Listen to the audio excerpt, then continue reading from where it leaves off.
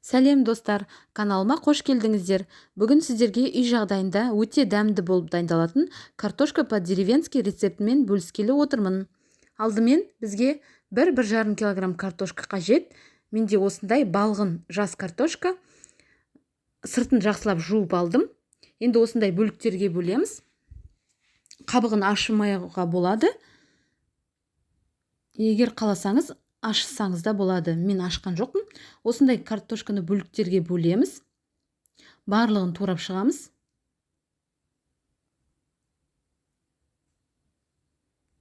Осылай етіп барлығын. Міне осындай картошкалар дайын болды. Енді ол картошкаларды 4 минутқа қайнап тұрған суға қайнатып пісіріп аламыз. 4 минут қана қайнатуға жет. Піспеу керек бізде шала. Оны шығарып алып, осындай мата сүлгіге кептіруге қоямыз. Оған дейін үстінен құятын тұздығымызды дайындайық.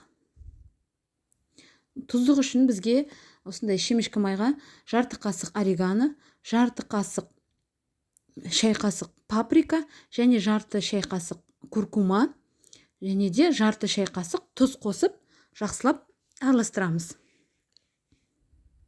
Жаңағы картошкамыздың үстінен қосып, осылай қолымызбен жақсылап тұрып араластырамыз. Барлық жері араласу керек.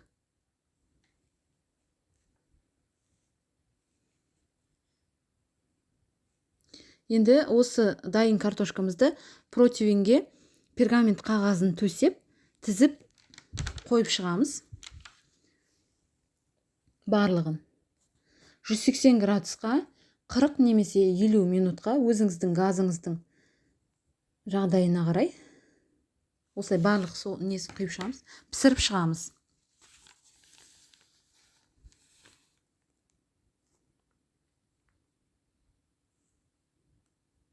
Міне бізде осындай қытырлақ, әдемі, дәмді, ерекше дәмді картошкаларымыз дайын болды.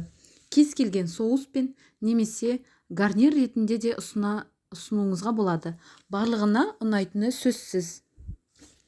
Менің осы рецептімен жасап көруге кеңес беремін.